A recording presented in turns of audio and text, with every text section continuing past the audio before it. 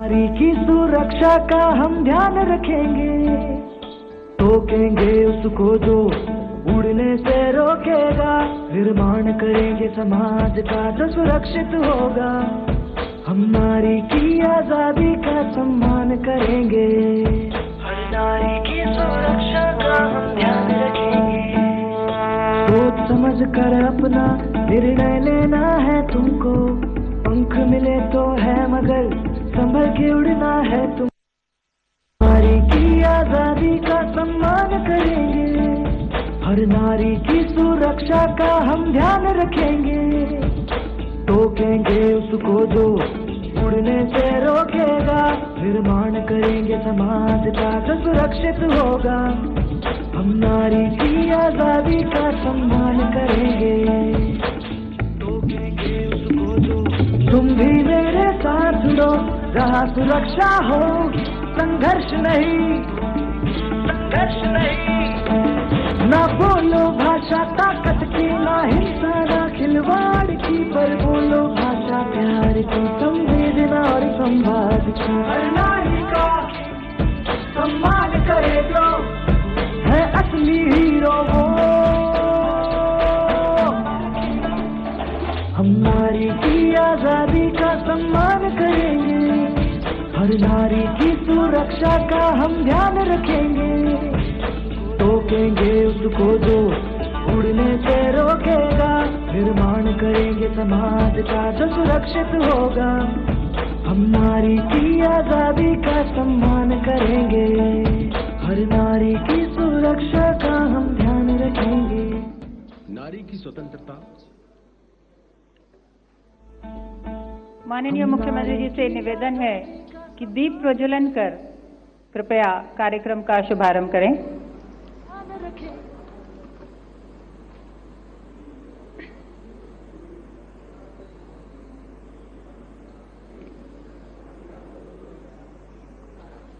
आज शहीद दिवस के दिन भारत मां के वीर सपूत सरदार भगत सिंह, राजगुरु एवं सुखदेव ने मां भारती के लिए अपने प्राण न्यौछावर कर दिए थे।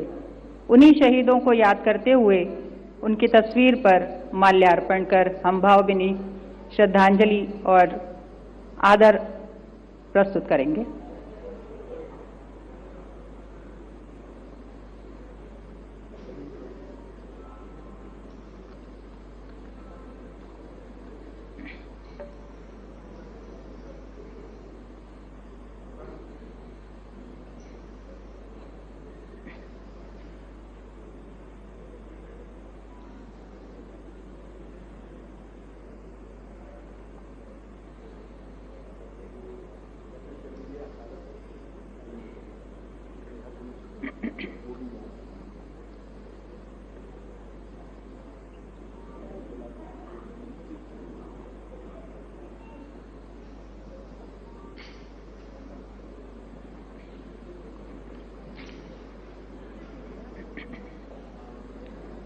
माननीय मुख्यमंत्री श्री शिवराज सिंह जी चौहान द्वारा प्रदेश में प्रारंभ की गई विभिन्न महती योजनाओं का लाभ हितग्राहियों तक पहुंचाने के लिए आयोजित आज के इस विशिष्ट कार्यक्रम में उपस्थित सम्माननीय अतिथिगण, विभिन्न ग्रामों से पधारे कृषक भाई बहन, आप सभी का हम हार्दिक हार्दिक स्वागत करते हैं, अभिनंदन करते हैं।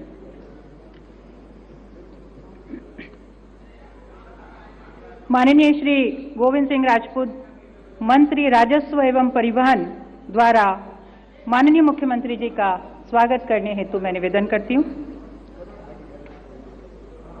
साथ ही निवेदन करती हूं स्वागत उद्बोधन के लिए। स्वागत नहीं करेंगे, एक तो इसलिए कि हमारा अपना कार्यक्रम है, दूसरे ग्वालियर में एक दुखद घटना हुई है। एक टेम्पू और बस की टक्कर में हमारी बहनों की जाने गई है, तो स्वागत का कार्यक्रम कोई नहीं करेंगे, अब जनता के कल्याण का कार्यक्रम ही करेंगे।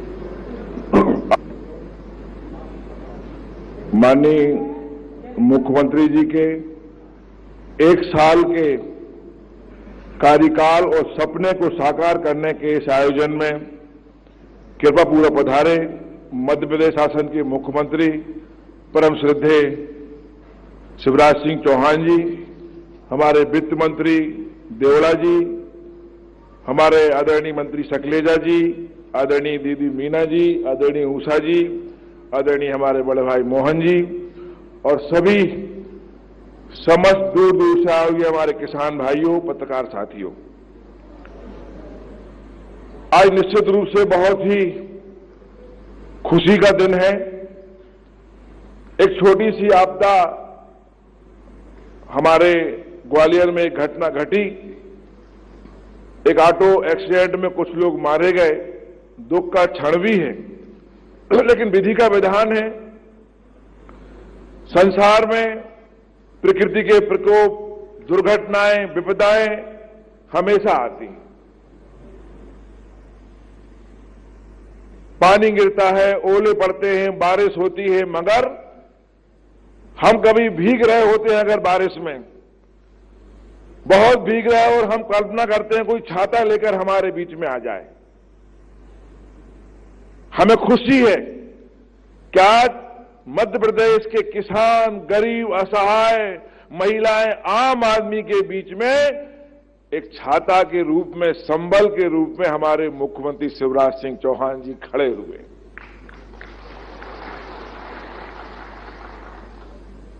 ऐसा सक्षम नेतृत्व जिससे हर वर्ग खुश रहता है।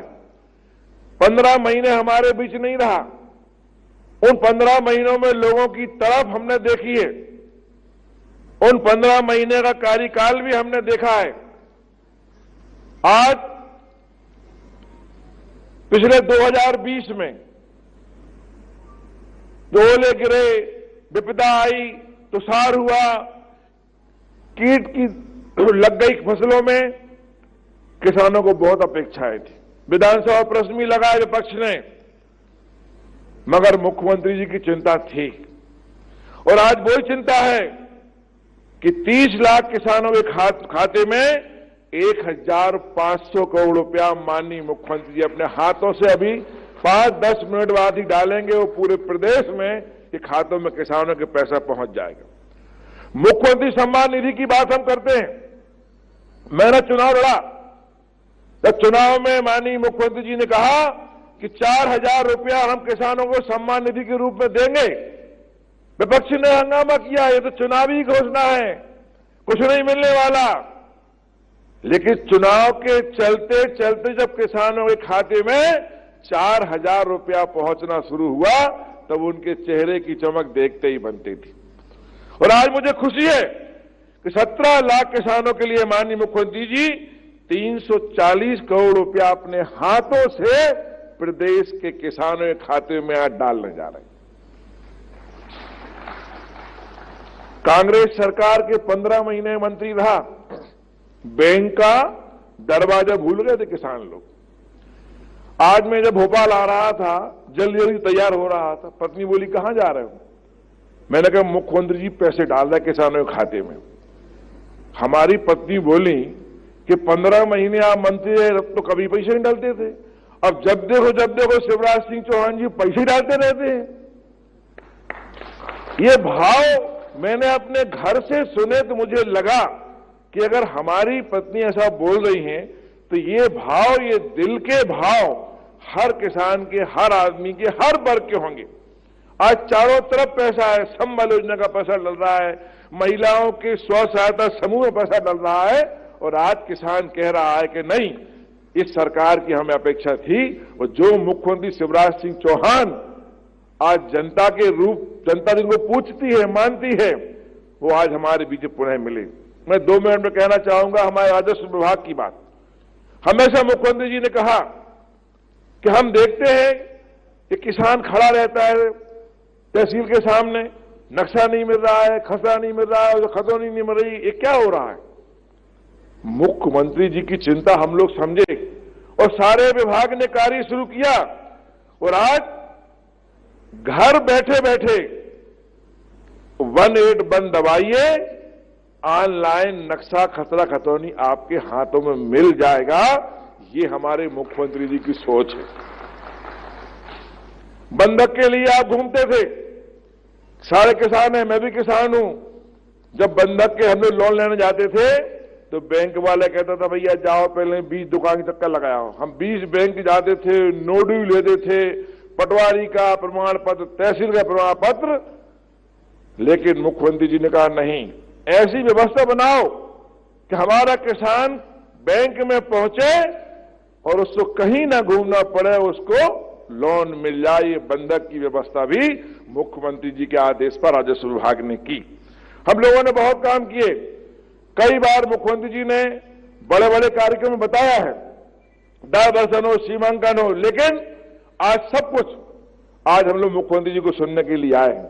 लेकिन मुझे खुशी है, और मेरी खुशी नहीं, हमारे मध्य प्रदेश के 7 करोड़ जनता की खुशी है कि ऐसे सक्षम नेतृत्व को हम प्रणाम करते हैं जो हम सबके ऊपर न केवल कृपा बनाए हुए हैं बल्कि हर वर्ग की सोच है उनके लिए।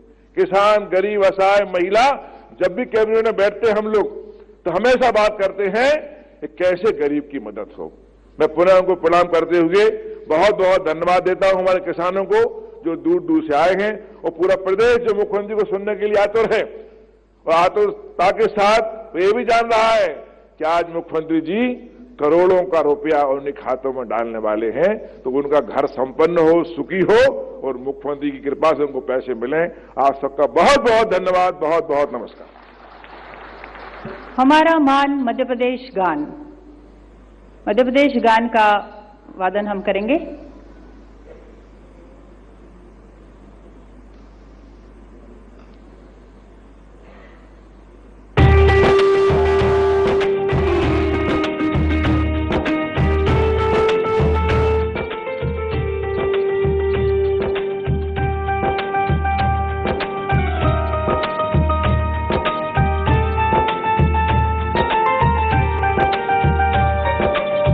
का दाता सबका साथी, शुभ का ये संदेश है। माँ की गोद, पिता का आश्रय, मेरा मध्य प्रदेश है। कविता, न्याय, वीरता, गायन सब कुछ यहाँ विशेष है। हृदय देश का यह मैं, इसका मेरा मध्य प्रदेश है, मेरा मध्य प्रदेश है। सुख का दाता सबका साथी, सुख का दाता सबका साथी, शुभ का ये संदेश है। माँ की गोद, पिता का आश्रय, मेरा मध्य प्रदेश है। सुख का दाता सबका साथी, शुभ का ये संदेश है। माँ की गोद, पिता का आश्रय, मेरा मध्य प्रदेश है।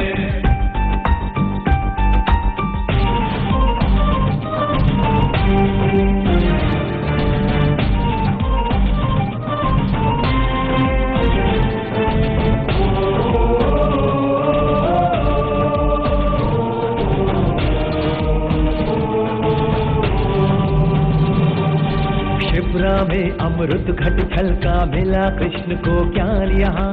महाकाल को तिलक लगाने मिला हमें वरदान यहाँ। शिप्रा में अमृत घट छलका, मिला कृष्ण को ज्ञान यहाँ। महाकाल को तिलक लगाने मिला हमें वरदान यहाँ। उर्वर भूमि सघन वन, रत्न संपदा जहाँ अशेष है। सौरभ सुषमा से मंडित मेरा मध्य प्रदेश है। सुख का दाता सबका साथी, शुभ का ये संदेश है। माँ की गोद, पिता का आश्रय, मेरा मध्य प्रदेश है।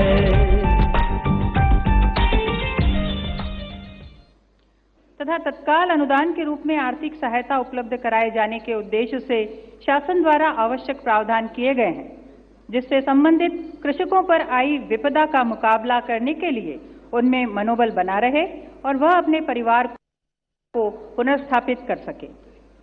शासन द्वारा दिसंबर 2020 में सिंगल क्लिक के माध्यम से राहत राशि वितरण की अवधारणा लाकर इस क्षेत्र में नवाचार किया गया। इसी श्रृंखला में आज माननीय मुख्यमंत्री जी मध्य प्रदेश शासन के कर कमलों से लगभग 30 लाख से अधिक खातेदारों को 33% राहत राशि रुपए 530 करोड़ की द्वितीय किश्त का वितरण आज इस कार्यक्रम के माध्यम से किया जा रहा है। माननीय मुख्यमंत्री जी से अनुरोध है कि कृपया सिंगल क्लिक द्वारा राशि वितरण का प्रारंभ करें।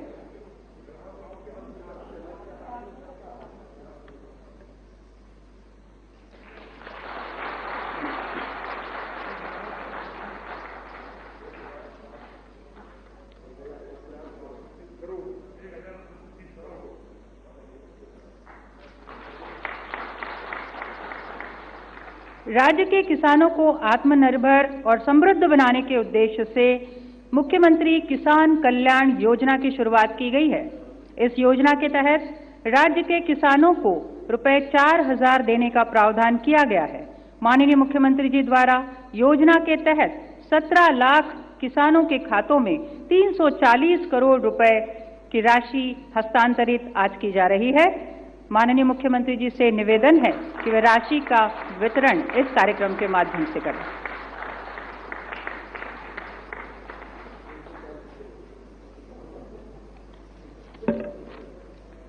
जनजातीय कार्य विभाग द्वारा बालिका शिक्षा को बढ़ावा देने के लिए जिला बड़वानी, अलीराजपुर, शिवपुरी, बैतूल तथा होशंगाबाद में 8 कन्या शिक्षा परिसर भवन निर्मित किए गए हैं। माननीय मुख्यमंत्री जी से निवेदन है कि उन सभी 8 परिसरों का आज यहां से लोकार्पण करने की कृपा करें।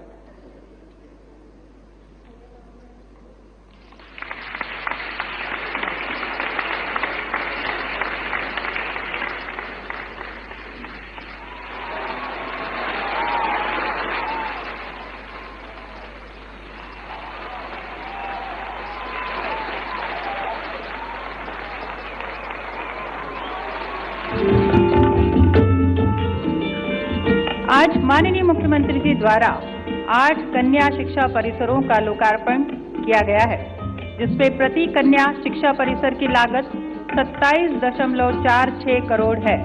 इस प्रकार इन भवनों की कुल लागत 219.752 करोड़ है। प्रत्येक कन्या शिक्षा परिसर 12 से 15 एकड़ के क्षेत्र में फैला है। प्रत्येक कन्या शिक्षा परिसर में 490 सीट का भव्य विद्यालय भवन, जिसमें सुसज्जित लाइब्रेरी तथा विज्ञान एवं कंप्यूटर प्रयोगशाला, प्राचार्य कक्ष एवं स्टाफ कक्ष, भव्य सेमिनार कक्ष है।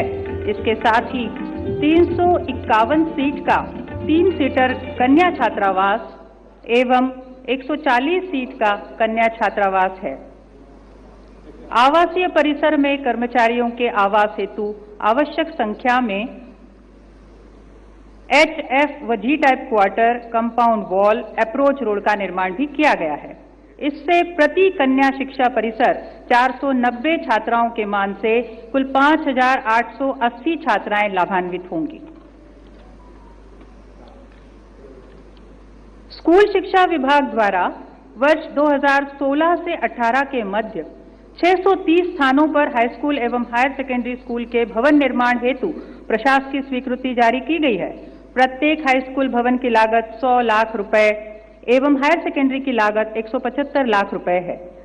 अक्टूबर 2020 में माननीय मुख्यमंत्री जी द्वारा 129 भवनों का वर्चुअल लोकार्पण किया जा चुका है।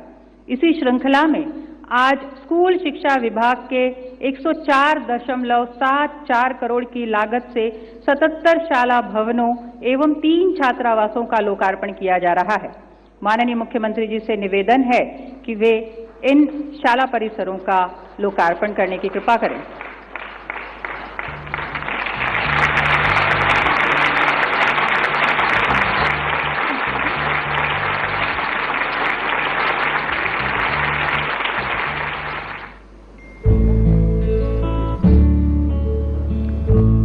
स्कूल शिक्षा विभाग द्वारा स्कूली शिक्षा को तैयार किए गए वीडियो का बनाने के लिए प्रदेश सरकार शैक्षणिक भवनों को भी सर्व सुविधा युक्त बना रही है।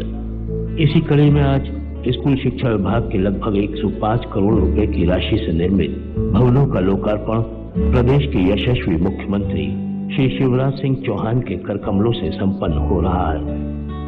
इन भवनों में पड़ेगी प्रदेश की तरुणाई और इन भवनों में गढ़ा जाएगा मध्य प्रदेश का भविष्य। इन्हीं भवनों में पुख्ता होगी आत्मनिर्भर मध्य प्रदेश के कर्णधारों की नींव। आज स्कूल शिक्षा विभाग के 77 हाई स्कूल और हायर सेकेंडरी भवन एवं 3 उत्कृष्ट विद्यालय छात्रावास जिनकी लागत 105 करोड़ रुपए है का लोकार्पण कर रहे हैं माननीय मुख्यमंत्री जी। इन हाई स्कूल भवनों की इकाई लागत 88 लाख से 1 करोड़ रुपए तक, हायर सेकेंडरी स्कूल भवन के निर्माण की लागत 1 करोड़ 75 लाख रुपए एवं प्रत्येक छात्रावास भवन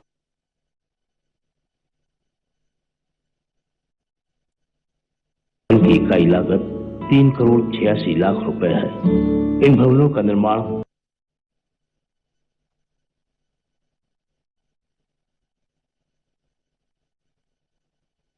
लोक निर्माण विभाग के PIU यानी परियोजना क्रियान्वयन इकाई के द्वारा किया गया है। ये 80 शैक्षिक भवन 21 जिलों के अलग अलग स्थानों पर निर्मित हैं। इन भवनों के निर्माण से हजारों विद्यार्थी लाभान्वित होंगे। पढ़ेगा मध्य प्रदेश, बढ़ेगा मध्य प्रदेश, आत्मनिर्भर मध्य प्रदेश।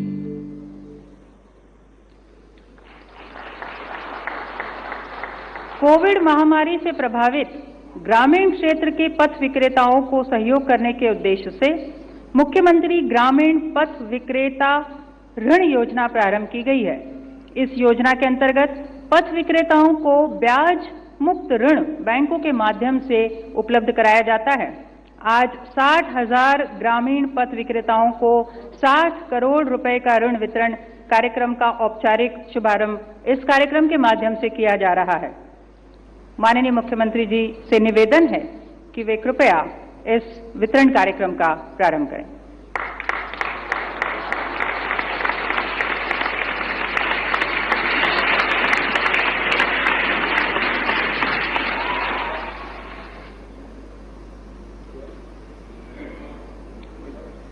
कोरोना महामारी के संकट के बावजूद नवाचार लाकर माननीय मुख्यमंत्री श्री शिवराज सिंह जी चौहान द्वारा महामारी के संकट में भी आम जन की सुरक्षा सुनिश्चित करते हुए आजीविका में वृद्धि के अनवरत प्रयास किए गए हैं। इन्हीं प्रयासों को संकलित और संरक्षित करती पुस्तक जन सेवा का 1 साल का वर्चुअल विमोचन माननीय मुख्यमंत्री जी द्वारा आज किया जा रहा है। मैं निवेदन करूंगी माननीय मुख्यमंत्री जी से कि वे कृपया इस पुस्तक का विमोचन करें।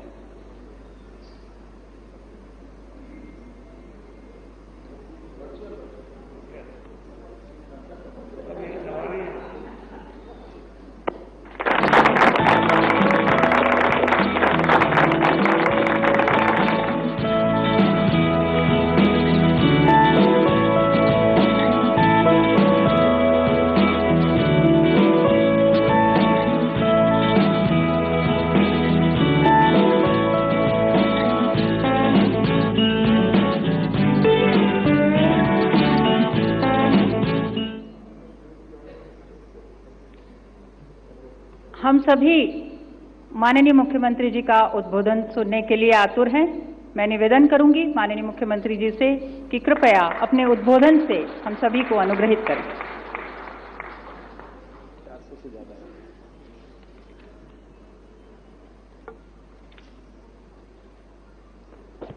बोलते समय मास्क निकालूंगा।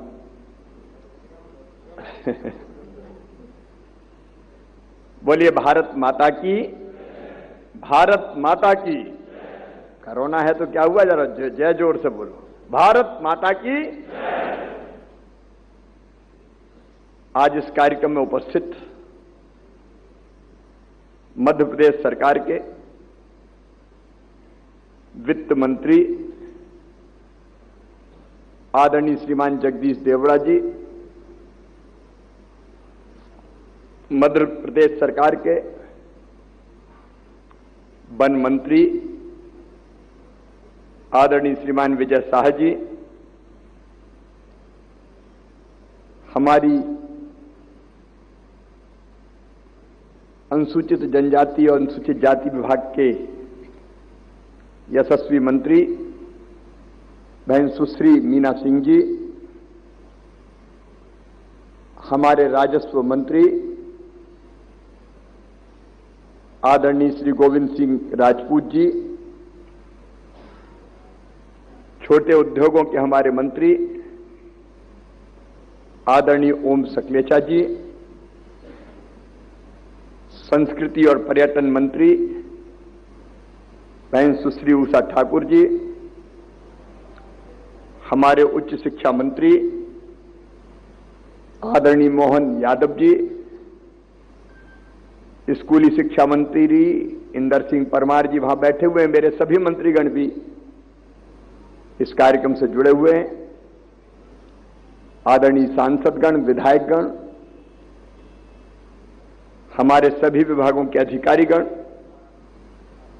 यहां बैठे और प्रदेश भर में आज मुझे सुन रहे मेरे प्रिय बहनों, भाइयों, भांजे, भांजियों, आप सबको दोनों हाथ जोड़ के प्रणाम करता हूं, आप सबको नमस्कार करता हूं। एक बरस बीत गया। आज 23 मार्च के दिन ही रात को 9 बजे मैंने मुख्यमंत्री पद की शपथ ग्रहण की थी।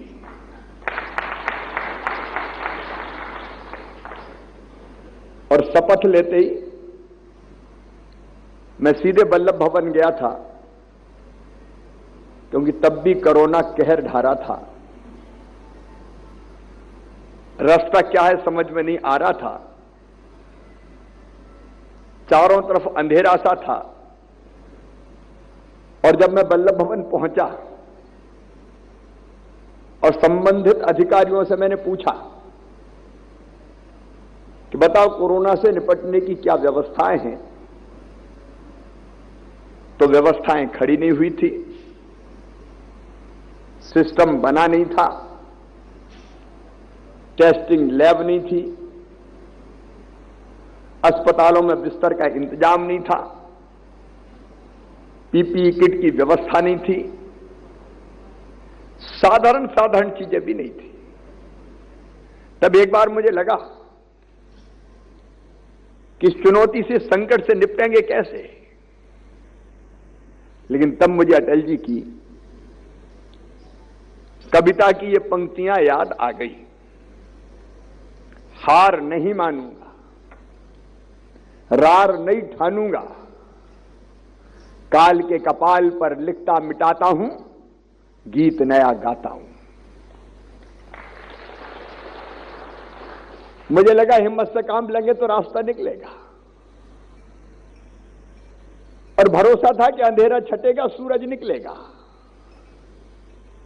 उन कठिन परिस्थितियों में हमने काम प्रारंभ किया। आज तो मेरी टीम बैठी है, दिनों रात काम कर रही है, सारे मंत्री साथी बैठे। उस समय तो मैं अकेले ही था, मंत्री भी साथ नहीं थे, क्योंकि और मंत्रियों की शपथ ही नहीं थी। कोरोना के चक्कर में कई दिन तक शपथ ही नहीं हुई। अच्छा, अब तो डर थोड़ा खत्म हो गया है, हालांकि डरना चाहिए, मैं उस पर भी आऊंगा। लेकिन उस समय डर इतना था कि उनका शपथ मत बाद में देखेंगे, पहले तो कोरोना देखो। तो कई दिनों तक अकेले अपने अधिकारी साथियों की टीम के साथ जूझना पड़ा। लेकिन प्रधानमंत्री जी का संबल, आशीर्वाद और जनता के सहयोग से उन कठिन परिस्थितियों पर भी विजय पाने में हम सफल हुए। करना चाहता हूं मेरे सामने बैठे भाई बहनों से भी, और प्रदेश में सुन रहे भाई बहनों से भी। आज हर पंचायत में मुझे सुन रहे, जिलों में, ब्लॉक में मुझे सुन रहे। ये कोरोना का संकट अभी समाप्त नहीं हुआ, वायरस हवा में जिंदा है। अब इसे मलेरिया का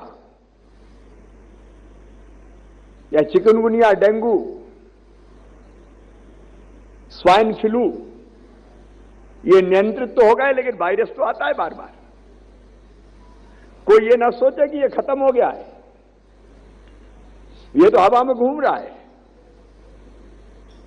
इससे बचना जरूरी है। एक धन्यवाद दूंगा भारत के प्रधानमंत्री आदरणीय नरेंद्र मोदी जी को हृदय से, अंतरात्मा से कोरोना की लड़ाई में जैसा नेतृत्व उन्होंने दिया हमें, अद्भुत है। दुनिया में एक मिसाल बन गया, दुनिया में मिसाल बन गया। वैक्सीनेशन भी अब हो रहा है, टीका भी लग रहे हैं। लेकिन मेरे प्रदेशवासियों, बहनों, भाइयों, बेटे बेटियों, मेरी हाथ जोड़ के अपील है, सावधान रहना है। अभी फिर बढ़ रहा है, क्योंकि बीच में नियंत्रित हो गया तो हम लोग निकल पड़े घरों से। शादी, विवाह, मेला, ठेला, उत्सव, त्योहार, तो संक्रमण ने फिर हमें जकड़ा है। आज भोपाल में 400 से ज्यादा केस आए। इंदौर, भोपाल, जबलपुर, अब ग्वालियर में भी बढ़ रहा है। महाराष्ट्र से लगे हमारे जिले, बैतूल, छिंदवाड़ा, बुरहानपुर, खंडवा, खरगोन, उनमें भी बढ़ रहा है। फिर इंदौर में होता है तो इंदौर से फिर खरगोन, खंडवा, उज्जैन, रतलाम, धीरे धीरे मंदसौर, नीमच, देवास, और भोपाल से फिर भोपाल के अगल बगल के जिलों में। और से मेरी प्रार्थना है, कोरोना से बचने का एकमात्र उपाय है वो ढक के रखना, कवर करना। हमारी सुरक्षा हमारा मास्क है। जितने उपलब्ध उपाय हैं उनमें सबसे प्रभावी है मास्क लगाना। मास्क लगा लिया तो 90% हम कोरोना से बच गए, ये मान लेना। और इसलिए मास्क को हल्के में ना लें, इसको लगा के रखें। अच्छा, मैं केवल आपके लिए नहीं कह रहा हूं, आप नहीं लगाओगे तो घर जाओगे तो बच्चे भी हैं, परिवार भी हैं, दूसरे लोग भी हैं। क्या हम सबको खतरे में डाल सकते हैं? कोई मास्क नहीं लगाता तो वो अपने साथ नहीं, अपनों के साथ भी अन्याय करता है। और इसलिए आज मैं 3-4 दिनों से सड़कों पर निकल रहा हूं, मास्क पहना था, फिर रहा हूं, भैया मास्क लगाओ, भैया मास्क लगाओ। दूसरा है दूरी बनाना। यहां जैसे सोशल डिस्टेंसिंग बना के बैठे, वो वायरस जाता खांसने से, छींकने से। मास्क लगाए तो हमारे अगल बगल में भी कोई संक्रमित हो तो हम बच सकते हैं। इसलिए मेरी प्रार्थना है, लड़ना है, इससे बचना है, घबराने की जरूरत नहीं है, लेकिन सावधानी तो रखना है।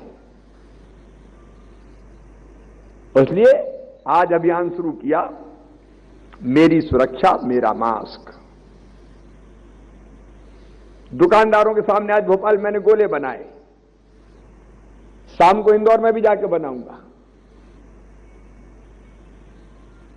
देखो, हम लॉकडाउन नहीं चाहते क्योंकि पूरी अर्थव्यवस्था ठप हो जाती है।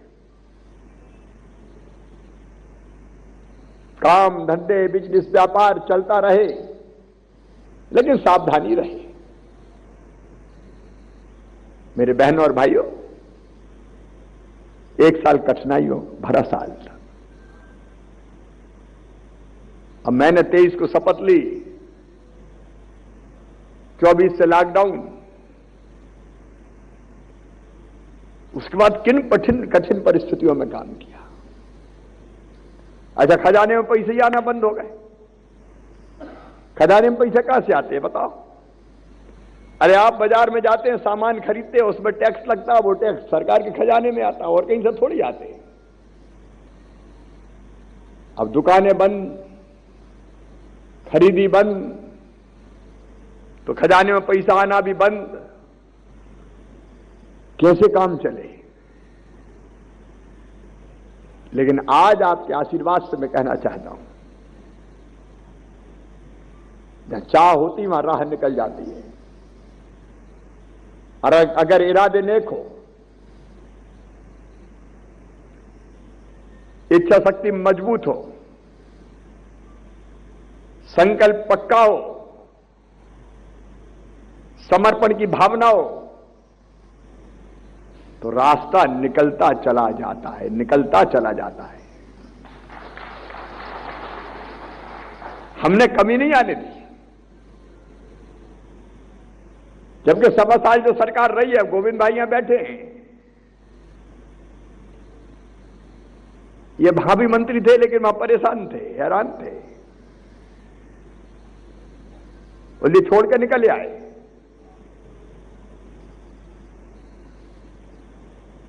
भ्रष्टाचार से लेकर अव्यवस्थाओं का आलम था, उस पर मैं आज नहीं जा रहा, लेकिन हमारे सामने सबसे बड़ी चुनौती थी किसान भाइयों गेहूं कैसे खरीदें। कोरोना में निकलना नहीं, मजदूर बाहर से आते थे वो भाग गए, खरीदी केंद्र शून्य हो गए। हम समय पर नहीं कर पाए, लेकिन 15 अप्रैल से हमने खरीदी चालू की और रिकॉर्ड खरीदी 1,29,00,000 मीट्रिक टन के गेहूं की खरीदी की। कई लोग सोचते थे कि अब तो खरीदी हो ही नहीं सकती, कहां से होगी। अरे हम क्या दाना दाना खरीदेंगे, चिंता मत करो। पंजाब पीछे छूट गया, मध्य प्रदेश आगे निकल गया। और केवल खरीदी चालू नहीं की, मैंने आते ही देखा 2200 करोड़ रुपया प्रीमियम के पिछली सरकार ने जमा नहीं किए थे, इसलिए किसानों को 31 करोड़ रुपया फसल बीमा के मिले ही नहीं। दिल्ली का शिवराज जुगाड़ कैसे, ये पैसा तो देना है, किसानों का है। तो 23 को शपथ ली और 29 को 2200 करोड़ रुपया प्रीमियम की राशि जमा करके किसानों के खाते में 3100 करोड़ रुपया डालने की शुरुआत कर दी। आज मैं आपको बताना चाहता हूं, एक साल में किसानों के खाते में कितने पैसा गए। फसल बीमा योजना 19-20 की, रबी की और खरीफ की मिला के दोनों का प्रीमियम हमने जमा किया और फसल बीमा योजना का 44 लाख किसानों को 8,800 करोड़ रुपया हमने भुगतान किया। फिर ये उद्यान की फसलें अलग है, फल वाली, इनके लिए 100 करोड़ रुपया अलग से फसल बीमा योजना का डाला। सरकारी बैंकों की स्थिति पिछली सरकार कर्जा माफी के नाम पर कबाड़ा कर गई थी, प्रमाण पत्र दे दिए और पैसा दिया ही नहीं उनको। बैंकों की हालत खराब हो गई तो 800 करोड़ रुपया सहकारी बैंकों को फिर दिया। फिर प्रधानमंत्री किसान सम्मान निधि 78 लाख किसानों को 5,474 करोड़ रुपया खाते में डाले। फिर दिल्ली का शिवराज, मोदी जी 6,000 भेज रहे हैं रे, तू भी तो चौथी बार बन गया, कम से कम 4 और डाल। तो 6 में 4 जोड़ के 10 कर दिए और आज भी उनमें से 340 करोड़ रुपया डाले। 1150 करोड़ रुपया वो डल चुके। मुख्यमंत्री किसान कल्याण योजना के आज 340 करोड़ रुपया और डाले। खरीफ की फसलों का जो नुकसान हुआ था, सोयाबीन का, एकदम सूख गया था कि नहीं इस बार, तो मामा कैसे चुप बैठता, हमका ये भी पैसा देना है। तो पहले दिया था 1550 करोड़, आज दिया 1530 करोड़। अब 1550 और 1530 मतलब 3,080 करोड़ रुपया खाते में डाल चुका हूं। गेहूं, धान, ज्वार, बाजरा, चना, सरसों, बाकी सब खरीदी और उसकी राशि डली 36,000 करोड़ रुपया। सब्सिडी पे बिजली खेती को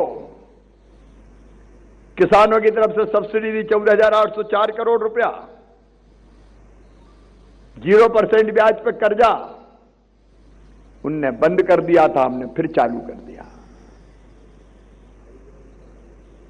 14,000 करोड़ रुपया जिसका ब्याज होता है लगभग 800 करोड़ रुपया, वो भी खातों में डाले। 14,000 करोड़ का लोन। मुख्यमंत्री सोलर पंप योजना में 6,000 से अधिक किसानों को अनुदान 65 करोड़ रुपया। और जो गरीब किसान उनको निःशुल्क बिजली 1 हेक्टेयर से की जमीन तक 4,200 करोड़ रुपया, कुल मिला के एक साल में किसानों के खाते में गया 88,813 करोड़ रुपया। क्या कोई कल्पना कर सकता था? और अभी भी चिंता मत करना। और ये भी कोरोना काल में, जब पैसा का आता पता नहीं था। अब कोई ने मुझसे पूछा, मामा लाते कहां से हो?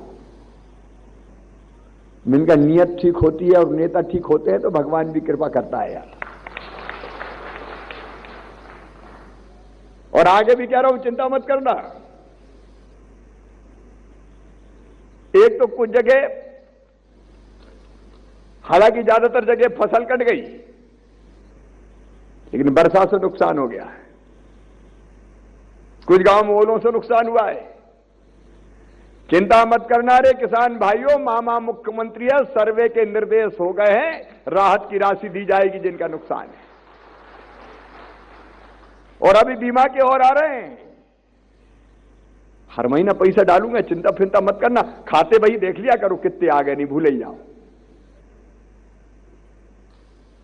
अब सोयाबीन के फिर आएंगे बीमा वाले, ये तो डाल रहे हैं अभी हम अपने खजाने से। फिर जो बीमा करवाया, और बीमा भी धुआंधार करवाया है, वो पैसा और आएगा, वो पैसा भी खाते में डाला जाएगा। तो आप तो खाते वही देखते रहना, हिसाब किताब लगाते रहना, लेकिन खाता जरूर चेक किया करो। बड़े जालसाज भी हो गए, कई बार पता ही नहीं चलता और बैंक से निकाल लेते हैं। किसानों के लिए कोई कमी नहीं है। अभी एक मांग और किसानों ने की कि भैया अभी फसल आई नहीं तो 0% की तारीख बढ़ा दो। तो वो तारीख भी पहले 28 मार्च थी, हमने कहा 30 अप्रैल कर दो।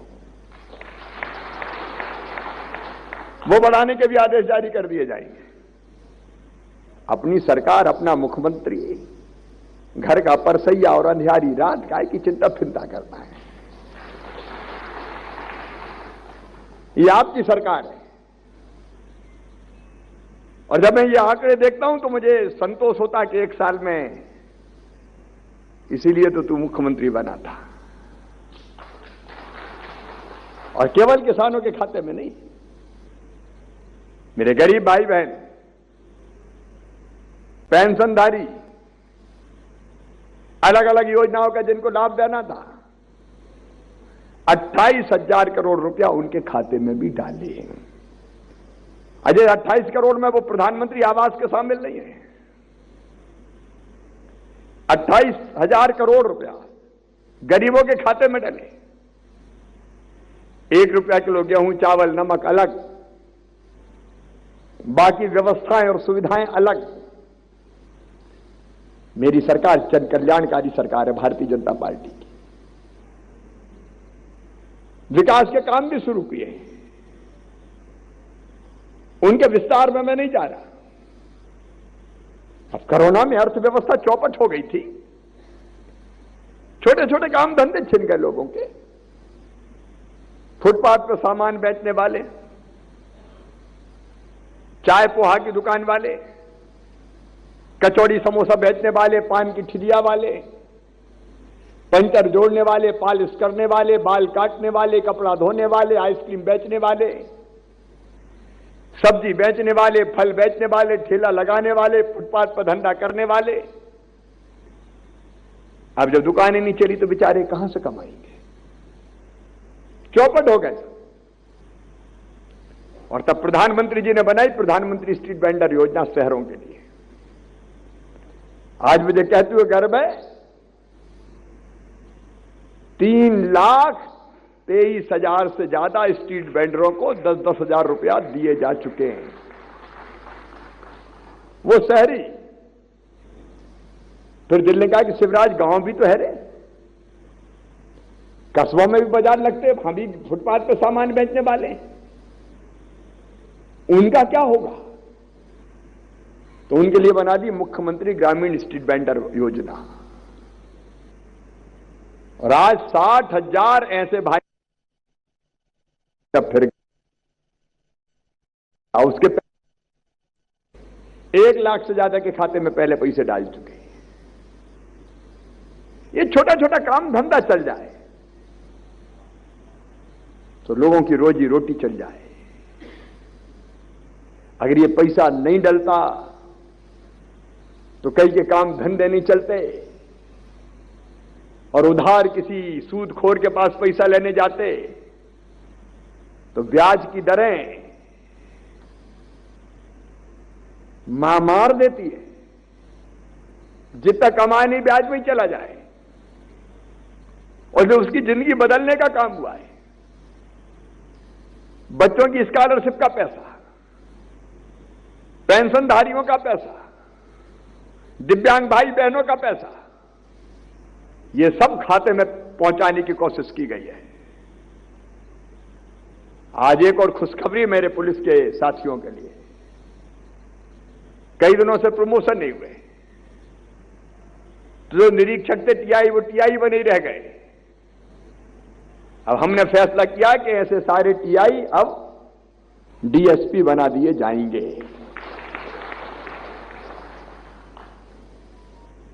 उनको भी प्रमोशन का लाभ, समाज के हर वर्ग कर्मचारियों के एरियर की राशि का भुगतान कर दिया 31 मार्च के पहले पूरा, उनका भी नहीं छोड़ा। मेरी बहनें बैठी है, सेल्फ हेल्प ग्रुप की बहनें सुन रही होंगी मुझे, उनका काम धंधा चले, आजीविका चले तो आजीविका मिशन के अंतर्गत अब हमारी 33 लाख से ज्यादा बहनें हैं और संख्या बढ़ गई है, वो सेल्फ हेल्प ग्रुप में काम कर रही है।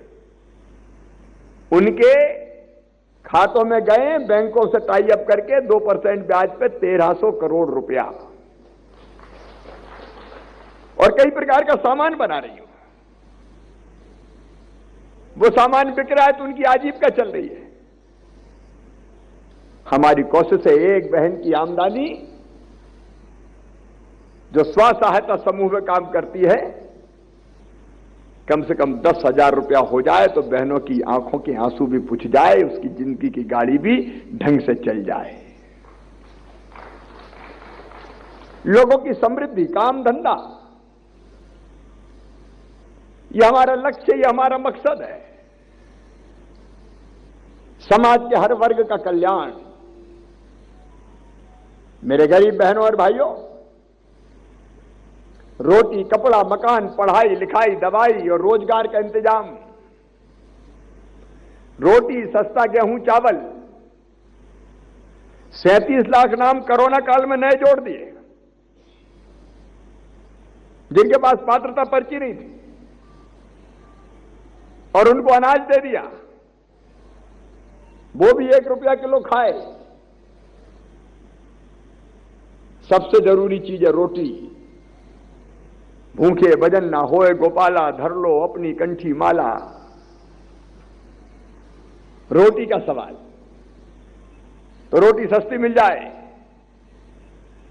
मकान पक्का बन जाए। और आज चौथे कार्यकाल का 1 बरस पूरा होने पर मैं कह रहा हूं, यह संकल्प है हमारी इस टीम का, भारतीय जनता पार्टी की सरकार का। मध्य प्रदेश की धरती पर कोई गरीब बिना जमीन के नहीं रहेगा, रहने की जमीन का मालिक हर गरीब बनाया जाएगा। 2 गज जमीन से चाहिए, भव्य भवन ना बने, छोटा सा मकान तो बन जाए। प्रधानमंत्री जी के आशीर्वाद से लगातार काम जारी है। कोरोना काल में 3 लाख मकान बनाए गरीबों के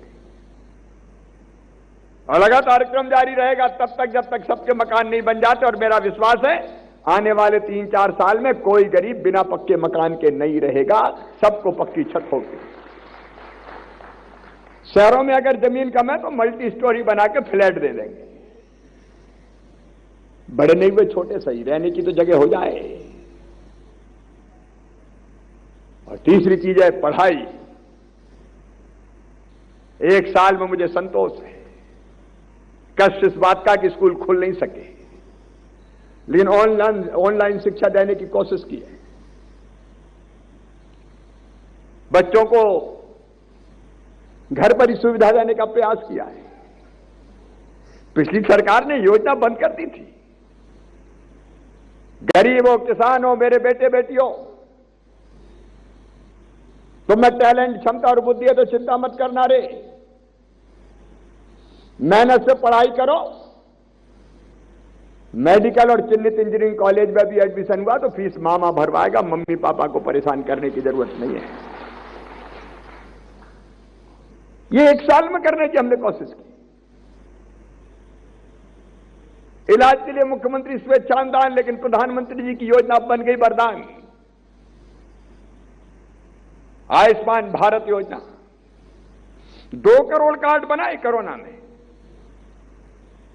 और इसमें क्या होगा, 5 लाख रुपए तक का इलाज चिन्हित प्राइवेट अस्पताल में भी साल में फ्री होगा, फ्री। अब इसके क्रियान्वयन में हम जी जान लगा देंगे। बीमार हो जाए तो भटकना ना पड़े, कहां जाए। बड़ी बीमारी हो गई तो काम धंधा कर नहीं पाए, आर्थिक स्थिति चौपट हो गई, उल्टे कर्जा लेना पड़ा, खटिया पे पड़े, घर बिक जाते हैं, जमीनें बिक जाती है। अब इलाज की चिंता मत करना, भारतीय जनता पार्टी की सरकार है, उसकी व्यवस्था बनाई 1 साल में। और बड़ा सवाल रोजगार, आत्मनिर्भर मध्य प्रदेश के लिए रोजगार प्रमुख मुद्दा है। हमारे मंत्री साथीगण बैठे, वित्त मंत्री बैठे, 2,42,000 करोड़ रुपए का बजट हमने बनाया है। आज हमारे एमएसएमई मंत्री बैठे हैं यहां पे। मुझे कहते हो खुशी है कि हमारे जो छोटे उद्योग हैं, एमएसएमई मतलब लघु और कुटीर उद्योग, अगले महीने 1800 से ज्यादा कारखानों का उद्घाटन एक साथ करेंगे हम, एक साथ। छोटे छोटे होंगे लेकिन 5,000 से ज्यादा लोगों को रोजगार मिलेगा। 12 विशेष क्लस्टर मंजूर हुए हैं अलग अलग, कहीं नमकीन, कहीं फर्नीचर। यह लगातार क्रम जारी रहेगा। अलग अलग उद्योग आए, इसकी कोशिश हो रही है। हमारे बच्चे उद्योग लगा पाए, उसके लिए एक नई योजना और हमने बनाई, जिस पे काम अभी शुरू हो रहा है। अगर वो छोटी इंडस्ट्री लगाना चाहता तो उसको लोन बैंक देगा, लोन की गारंटी मामा लेगा और ब्याज भी हम भरवाएंगे, ताकि वो अपना कारखाना, अपना छोटा धंधा, इंडस्ट्री खड़ी कर सके। रोजगार के लिए महिला सेल्फ हेल्प ग्रुप, उनके सशक्तिकरण का काम। शासकीय नौकरियों में भर्ती से प्रतिबंध हटाया। हमारा संकल्प है, हमारी कोशिश है, मध्य प्रदेश की धरती पर हर महीने कम से कम 1 लाख रोजगार, स्वरोजगार के अवसर हम पैदा करें। स्वरोजगार मिला के अलग अलग योजनाओं के अंतर्गत कैसे रोजगार से लगे लोग। सबको सरकारी नौकरी नहीं मिल सकती, लेकिन रोजगार से तो लगा सकते हैं। वो काम लगातार चल रहा है। मेरे प्रिय बहनों और भाइयों, माताओं बहनों का सशक्तिकरण, 38 लाख लाडली लक्ष्मी बेटियां हो गई है। अभी बेटियों का हमने पूजन किया, ये पूजन ही बंद हो गया था पिछली सरकार में। पुराने लोग हमारा मजाक उड़ाते हैं, पिछली वाले के लिए तो बेटियों की पूजन करता। हां करता हूं, बेटियों का पैर धोके जब पानी माथे पर लगाता हूं तो धन्य हो जाता हूं मैं। फिर से लाडली लक्ष्मी योजना चालू। लाडली लक्ष्मी योजना, किताबें, साइकिल, गांव की बेटी योजना, कोरोना खत्म होते ही कन्या विवाह योजना, और एक और योजना संबल बंद कर दी थी। बताओ, ये कोई बात है? गरीबों की भलाई की योजना बंद कर दी। संबल फिर चालू। गरीब बहन अगर बेटा बेटी को जन्म देगी तो 2 बच्चों तक जन्म होने के पहले 4,000 और जन्म होने के बाद 12,000 रुपया फिर से खाते में डालना शुरू कर दिया है, ताकि घर पर बैठ के आराम कर सके। अभी ग्वालियर की घटना का जिक्र गोविंद सिंह जी कर रहे थे। बाकी जो हुआ, लेकिन 4-4 लाख रुपया तुरंत खाते में डाले। एक्सीडेंट में डेथ हो गई तो 4 लाख, सामान्य मृत्यु पर 2 लाख, अंतिम संस्कार के लिए 5,000। गरीबों के आसपास सुरक्षा का ऐसा चक्र खड़ा कर दो कि जिससे उसकी जिंदगी आसान हो जाए, वो भी ठीक से जिए। एक और अभियान विशेषकर अपनी बहनों को कहना चाहता हूं, गांव में रहने वाली बहनें, शहर में भी कई शहर ऐसे रह गए जहां ठीक से पानी हर घर में नहीं आता नल जल से। अब गांव में भी पेयजल योजनाओं के अंतर्गत पाइपलाइन बिछाने का काम तेजी से चल रहा है। इसी साल कोरोना काल में हम लगभग 35 लाख परिवारों में नल का कनेक्शन दे चुके हैं, और बुरहानपुर पहला जिला होगा जहां हर गांव के हर घर में नल लग गया है। लेकिन 3 साल में मेरी बहनों, यह हैंडपंप की खटर खत्म करवा दूंगा। हैंडपंप पे कहां पानी भरे, लाइन लगी, बेचारी बहनें खड़ी, बहनों से ज्यादा बेटियां पानी भरती है। और इसलिए यह तय किया है कि गांव में भी घर में नल लगा के, टोटी वाला नल, टोटी खोलोगी तो झरझर पानी आ जाएगा, घड़े में गुंड गगरा भरा जाएंगे, पीने का शुद्ध पानी भी मिलेगा, कई रोगों से मुक्ति मिलेगी। और इसलिए वो योजना भी तेजी से चल रही है। किसान भाइयों, सिंचाई की व्यवस्था, कल प्रधानमंत्री जी को धन्यवाद दूंगा, एक त्रिपक्षीय समझौता हुआ है विशेषकर बुंदेलखंड के लिए, कैन और बेतवा नदी। देखो, पहले हमने नर्मदा जी छिप्रा जी जोड़ी, तो नर्मदा जी का पानी छिप्रा जी में आ गया। अब तकलीफ यह है कि कई बार बरसात में जो पानी आता है, कई नदियों में ज्यादा होता है, कई सूख जाती है बरसात के बाद। तो अटल जी का यह सपना था कि जिन नदियों में ज्यादा पानी है, उस पानी को उन नदियों में ले जाओ जहां कम पानी है, तो एक तरफ बाढ़ से बच जाओगे, दूसरी तरफ सूखे से बच जाओगे। अटल जी के उस संकल्प को पूरा करने का अभियान चल रहा है। यहां नर्मदा छिप्रा पहले ही जोड़ी जा चुकी है, गंभीर जोड़ रहा है नर्मदा जी, पार्वती, काली सिंध। और कल प्रधानमंत्री जी के आशीर्वाद से उत्तर प्रदेश और मध्य प्रदेश में समझौता हुआ है।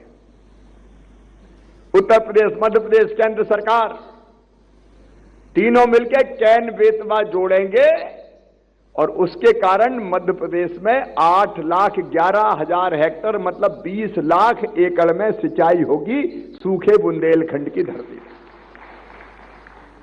41 लाख लोगों को पीने का पानी मिलेगा। तस्वीर भी बदल जाएगी, तकदीर भी बदल जाएगी। सरकार काय के लिए होती है आज? सरकार इसलिए थोड़ी है कि कुर्सी पे बैठ के मस्ती छानो। सरकार होती काम करने के लिए। अभी आपने देखा कन्या शिक्षा परिसर, मीना सिंह जी बैठी है। हमारी जनजाति बेटियां पढ़ें, पढ़ के आगे बढ़ें, इसलिए ऐसे कन्या शिक्षा परिसर जहां वो रह के अपनी पढ़ाई पूरी कर सकें। लगभग 28 लाख 27 लाख कुछ हजार रुपए की, 27 करोड़ वो बिल्डिंगें बन रही। आज उनका लोकार्पण हुआ, हमने उनकी फोटो भी देखी। पढ़ाई में कोई कमी नहीं रहने देंगे, कोई कसर नहीं रहने देंगे। स्कूल के भवन बन रहे हैं, उद्योग आ रहे हैं, अलग अलग चारों तरफ आप देखेंगे। इस साल तय किया है अटल एक्सप्रेस वे बनेगा चंबल की धरती पर, जहां कभी डकैतों का राज होता था। पत्रकार आजकल मुझसे पूछे कि आजकल बड़े एंग्री यंग मैन लग रहे हो, माफिया मिटा दूंगा, खोद दूंगा, गड़ा दूंगा। पहले तो मामा ऐसा नहीं बोलते थे। अरे मैं इनका जब सबसे पहले मुख्यमंत्री बना तो चंबल में डकैतों का राज था, चंबल के भीड़ों में, और कई बार दिक्कत ये होती थी कि वो अपहरण कर लेते थे, उसकी फिरौती मांगते थे, सामूहिक नरसंहार हो जाते थे। तब तय किया था मैंने कि मध्य प्रदेश की धरती पर या तो डाकू रहेंगे या शिवराज सिंह चौहान रहेगा, दोनों एक साथ नहीं रह सकते। और सारे डकैत समाप्त कर दिए थे, तब से कोई बड़ा डकैतों का गिरोह नहीं पनप पाया। बीच में सिमी का नेटवर्क ध्वस्त किया, तोड़ ताड़ के भगे तो उनका हश्र क्या हुआ पता है सबको। और आजकल गड़बड़ करने वाले माफिया, बताओ बेचारों ने सोसाइटी में प्लाट खरीदा, जिंदगी भर की कमाई लगा दी, सोचा कि मकान बनाएंगे, और ऐसे माफिया के सोसाइटी का प्लाट ही हड़प गए, दूसरे के नाम कर दिया। एक प्लाट कई बार बिक गया, बेटों के ड्राइवर पता नहीं कौन कौन को अध्यक्ष बना दिया। अब जिनने जनता की जिंदगी को तकलीफ और दुख से भर दिया, अगर उनके खिलाफ कार्रवाई नहीं करूं तो क्या करूं? इस एक साल में मुझे कहते हो खुशी है, हमने लगभग 10,000 करोड़ रुपया की जमीन माफियाओं से मुक्त करा लिया, वापस छुड़ा ली है। अकेले इंदौर में उषा जी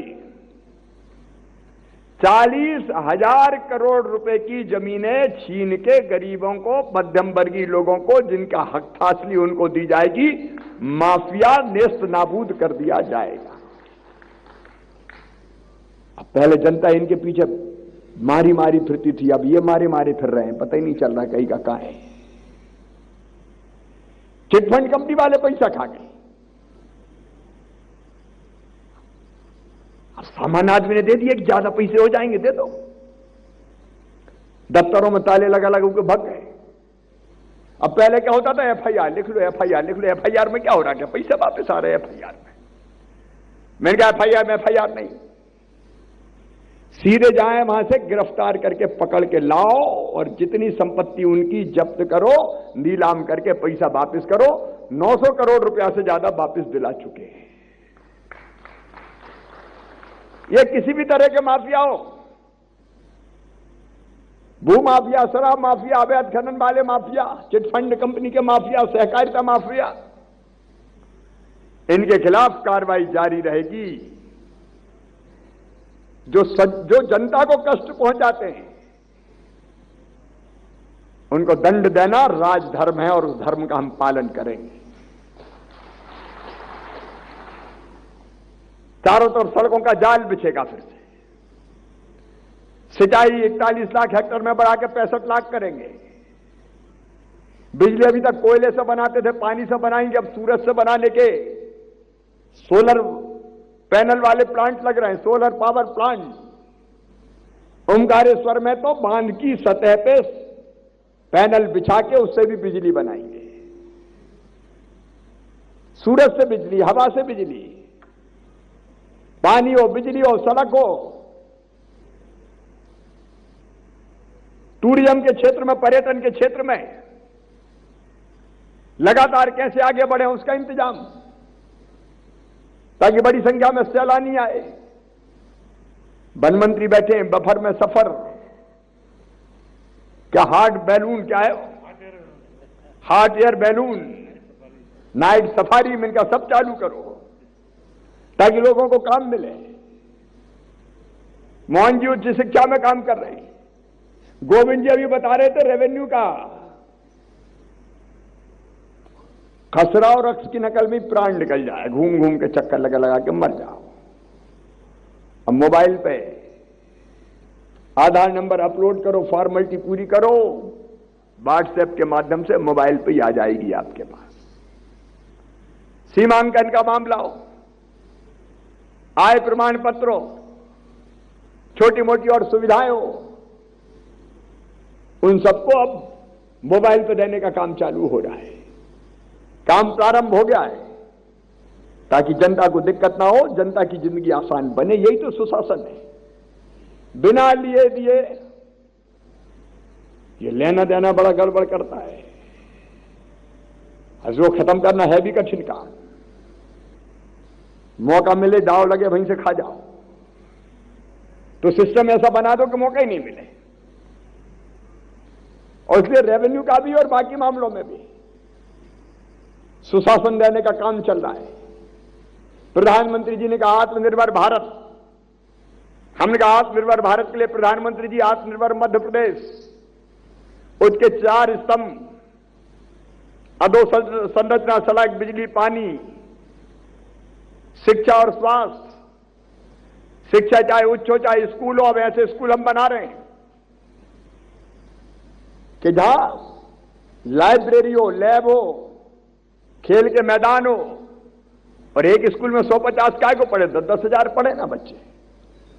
15, 20, 25 किलोमीटर के बीच में एक ऐसा बड़ा स्कूल, लोग उनका 20 किलोमीटर जाएंगे कैसे? हम का बस चलाएंगे, बच्चे बैठेंगे, सड़कें बनी गई है। सवेरे घर से लेकर बच्चों को स्कूल में जाएंगे, 15 किलोमीटर 20 किलोमीटर जाना तो आधा ही घंटा तो लगेगा। प्राइवेट स्कूल में भी तो भेज रहे कि नहीं भेज रहे आके? तो उनका सरकारी प्राइवेट से अच्छे बना दो। इस साल 3000 से ज्यादा बनाएंगे, फिर और बनाएंगे। बस लेगी, छोड़ेगी और अच्छी शिक्षा मिले इसकी कोशिश होगी। स्वास्थ्य के लिए नए medical college, health and wellness centre, अस्पतालों को ठीक बनाने की कोशिश, एक नहीं चारों दिशाओं में काम करने का प्रयास हो रहा है। एक साल बड़ी कठिनाई से गया है और अभी भी कोरोना से जूझना पड़ रहा है, लेकिन विकास के लिए भी कमी नहीं आने दी और जनता के कल्याण में भी कोई कसर नहीं छोड़ी है। मेरे बहनों और भाइयों, आज 1 साल इस कार्यकाल का पूरा होने पर मैं केवल यही अपील करता हूं कि मैं शिवराज सिंह चौहान जनता का सेवक हूं। आपकी सेवा में मैं कोई कसर नहीं रहने दूंगा, दिन और रात एक करूंगा, परिश्रम की पराकाष्ठा, प्रयत्नों की परिसीमा करूंगा। जब तक सांस तब तक काम। ये शरीर चमड़े का, हड्डी का, काय का, किस काम का है? जितना काम आ जाए उतना ही धन्य है ये, उतना ही धन्य है ये। मेरी टीम काम करेगी, मंत्रियों दिन और रात काम करेगी, विधायक साथी काम करें, अफसर मित्र काम करें। मध्य प्रदेश को पिछड़ा थोड़ी रहने देंगे, बढ़े और तेजी से आगे बढ़ाएंगे। अरे अपनी अर्थव्यवस्था इस साल जीडीपी हमारी 10 लाख करोड़ पार कर जाएगी, 10 लाख करोड़। प्रति व्यक्ति आय कभी 13,000 रुपया थी, बढ़ के 1 लाख हो गई, लेकिन 1 लाख में मैं संतुष्ट नहीं हूं। 1 लाख प्रति व्यक्ति प्रति वर्ष, ये और ज्यादा होनी चाहिए, उसकी कोशिश जारी रहेगी। जनता की जिंदगी खुशहाल बन जाए तो अपना जीवन ही सफल हो जाए यार, इसलिए हम कोई कसर नहीं छोड़ेंगे। अधिकारियों की टीम काम करेगी, लेकिन एक ही अपील है मध्य प्रदेश वासियों, बहनों और भाइयों, प्रदेश को अगर आगे बढ़ाना है तो जनता का सहयोग चाहिए। मिलके आगे बढ़ाएं, मैं नहीं, हम काम करें मिलकर, सब मिलकर काम करें। जिसकी तरफ जो ड्यूटी है वो पूरी करें। सरकारी कर्मचारियों, अधिकारियों, हम काम करें मिलकर, सब मिलकर काम करें। जिसकी तरफ जो ड्यूटी है वो पूरी करें। सरकारी कर्मचारियों, अधिकारियों, गरीबों, किसानों, जो काम अपनी तरफ है मेहनत से करें। अब कोरोना से बचना है तो अकेले मामा का काम नहीं है, सबको मिलकर लड़ना है। एक अपील और कह रहा हूं कि जिनके पास जो सक्षम और समर्थ है वो उनको, जिनके पास ज्यादा पैसे नहीं उनको भी फ्री में मास्क दें। ये धर्म और पुण्य के काम है। गरीबों के लिए दीनदयाल रसोई जैसी चीजें भी हमने शुरू की है, लेकिन मिलकर सबको काम करना है भाई। और एक काम और मैं कर रहा हूं, आजकल मैं रोज एक पेड़ लगाता हूं। जैसे रोटी खाता जरूरी है, वैसे ही मेरे लिए पेड़ लगाना भी जरूरी है। और ये पेड़ इसलिए कि पेड़ से ही जिंदगी बचेगी, पेड़ से ही धरती बचेगी। धरती की सतह का तापमान बढ़ रहा है, लगातार पेड़ कटे, मौसम बिगड़ रहा है, हर कभी ओला पानी आता है, प्रकृति के साथ खिलवाड़ हुई है, और इस चक्र को बदलना है तो पेड़ लगाना है। तो मैं तो रोज लगाता हूं, आपसे अपील है कि साल में एक जरूर लगा देना भाई, एक बस। जन्मदिन पे, बच्चों की जन्मदिन पे, शादी की वर्षगांठ पे, माता पिता की पुण्य स्मृति में। देखिए ये प्रदेश को बचाने के, देश को बढ़ाने के काम है, और एक आह्वान का प्रधानमंत्री जी ने किया है, मैं आज उसको दोहराना चाहता हूं। कैन बेतवा के समय जब समझौता हो रहा था, उन्हें कैच द रेन वाटर, पानी की एक एक बूंद का उपयोग करो। इसलिए पंचायतों में सुन रहे मेरे सभी भाई और बहनों, सरपंच साथियों, बरसात तक हमको पानी रोकने के लिए चेक डैम, स्टॉप डैम, तालाबों का गहरीकरण, कुओं की सफाई, पानी रोकने की जितनी संरचनाएं बन सकती हो बनाना। जलाभिषेक अभियान आखिर हम चलाते ही थे, तो पानी बचाना भी परोपकार का काम है। अगर पानी नहीं होता तब पता चलता पानी का मतलब क्या है। रहीमन पानी राखिए, बिन पानी सब सून। इसलिए पानी बचे, इसलिए जल संरचनाएं बनाने का अभियान चलना। मैं भी निकलूंगा, आप भी निकलें, पेड़ लगाएं, जल संरचनाएं बनाएं, पानी बचाएं, बेटी को सम्मान दें, बेटा बेटी को बराबर माने। बेटी है तो ही कल है, अगर बेटी नहीं बचाओगे तो बहू कहां से लाओगे। बेटियों की इज्जत करना। नशा नाश की जड़ है।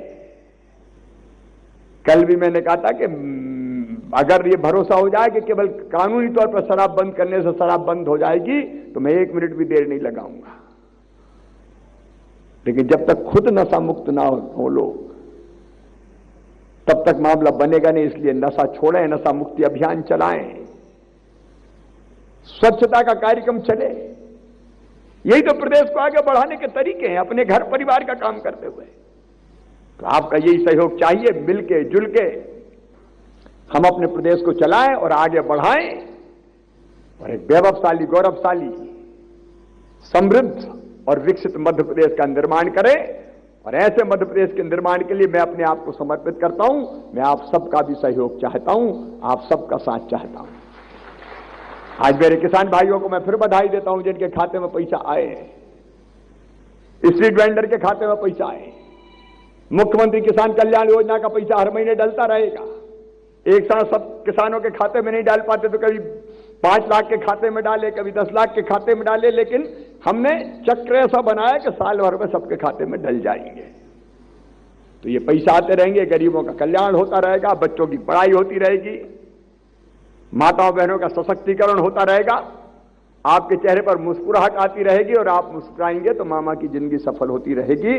आज इस कार्यक्रम में भाग लेने के लिए आप सबका बहुत बहुत धन्यवाद, प्रणाम, नमस्कार।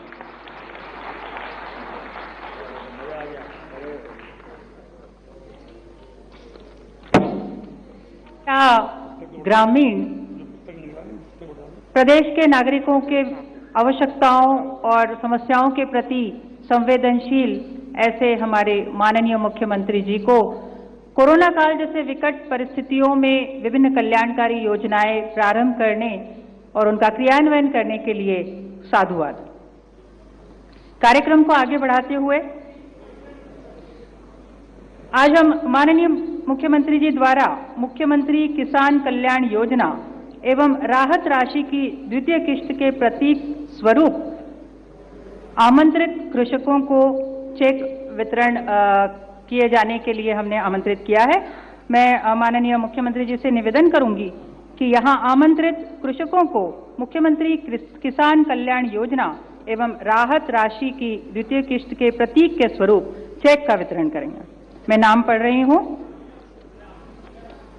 सर्वप्रथम किसान कल्याण योजना के लिए श्री घिसीलाल जी को आमंत्रित कर रही हूं, ग्राम मोगराफूल, जिला सीहोर से। तत्पश्चात वीरेंद्र सिंह दांगी, ग्राम गुरदा, जिला विदिशा।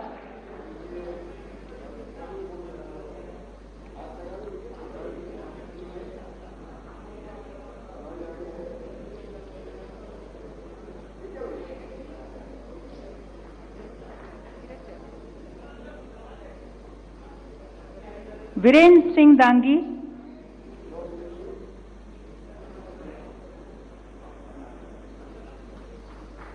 श्री मुकेश जाटव, सिलपुरी, जिला रायसेन।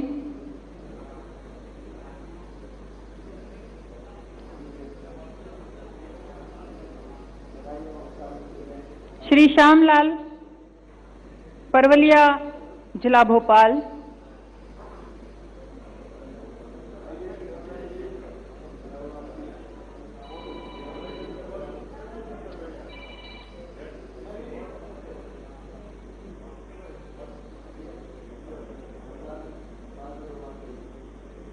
श्री अर्जुन पाल, सिकंदराबाद, जिला भोपाल।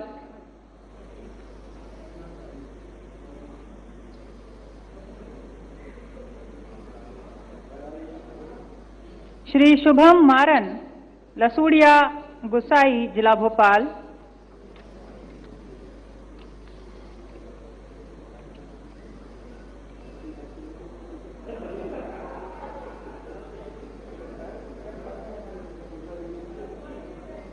तत्पश्चात राहत राशि के चेक वितरण के लिए मैं माननीय मुख्यमंत्री जी से निवेदन करूंगी और आमंत्रित कर रही हूं श्री श्यामलाल जी को, बिजोरी, जिला सीहोर से।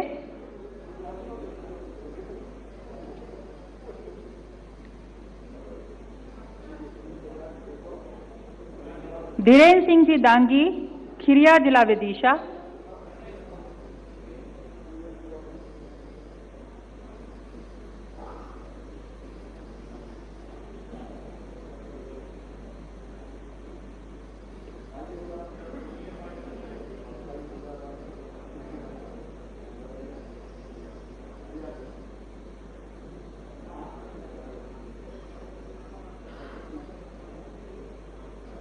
श्री कालूराम विश्वकर्मा, नक्तरा, जिला रायसेन।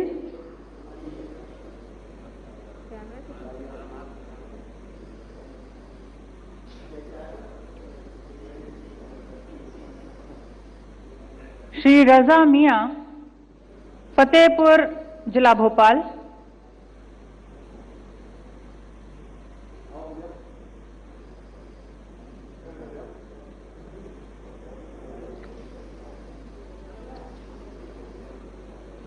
भगवान सिंह विश्वकर्मा, मुगलिया छाप, जिला भोपाल।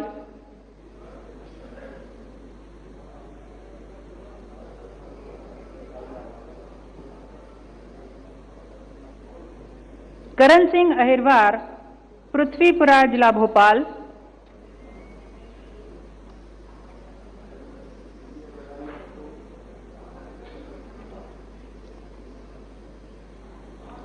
आज हमारे बीच हमने ग्रामीण पथ विक्रेताओं को भी आमंत्रित किया है।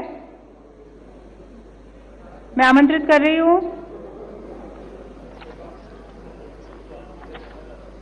श्री प्रताप सिंह, ग्राम निपानिया जाट से, जो स्ट्रीट वेंडर हैं।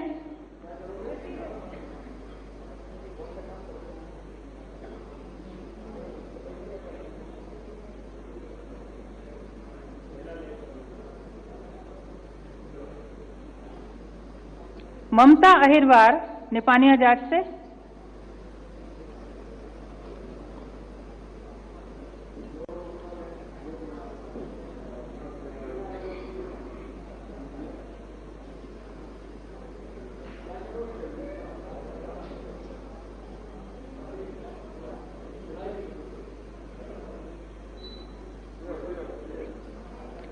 सकूनबाई, ग्राम सरवर।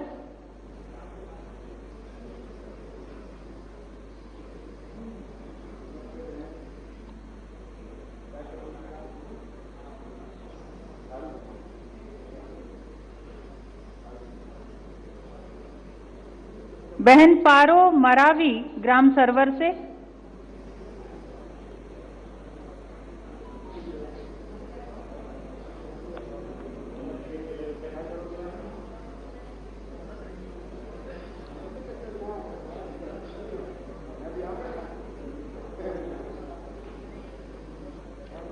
बहन रामवती ग्राम सरवर,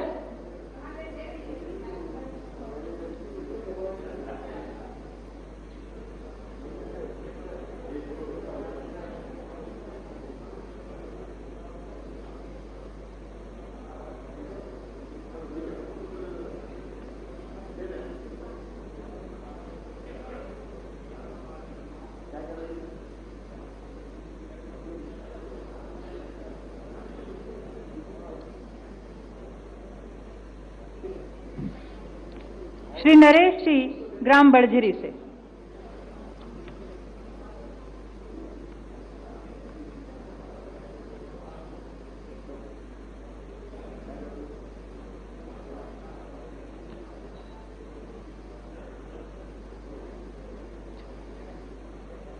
कृपया अपना स्थान ग्रहण करने की कृपा करें। कार्यक्रम अब अंतिम चरण में पहुंच गया है। मैं श्री ध्यानेश्वर पाटिल जी सचिव राजस्व विभाग को आभार प्रदर्शन के लिए आमंत्रित कर रही हूं। नमस्कार। माननीय मुख्यमंत्री जी के मार्गदर्शन में राजस्व विभाग के प्रचलित कानूनों और नियमों में व्यापक संशोधन कर आधुनिक तकनीक का उपयोग करते हुए लोकहित में अनेक सरल और पारदर्शी प्रक्रिया निर्धारित की है। यही कारण है कि national council for applied economic research ने देश भर में मध्य प्रदेश के भू अभिलेख सेवाओं में सबसे बेहतर माना है। मैं माननीय मुख्यमंत्री जी का हृदय से आभार व्यक्त करता हूं कि उन्होंने अमूल्य समय देकर इस कार्यक्रम की गरिमा बढ़ाई। मैं माननीय राजस्व मंत्री श्री गोविंद सिंह राजपूत जी के प्रति भी धन्यवाद ज्ञापित करता हूं कि जिनके नेतृत्व में विभाग ने नई ऊंचाइयां हासिल की है।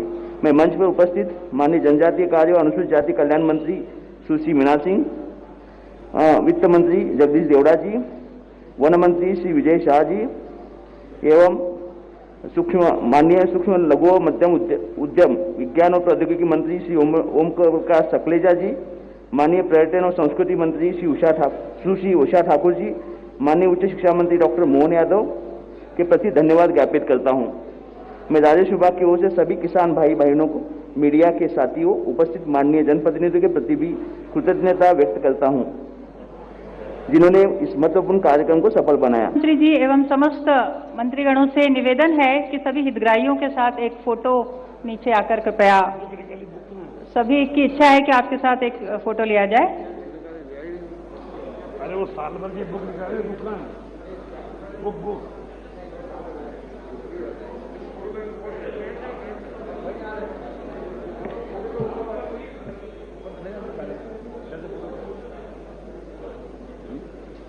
गाले में खड़े हो जाके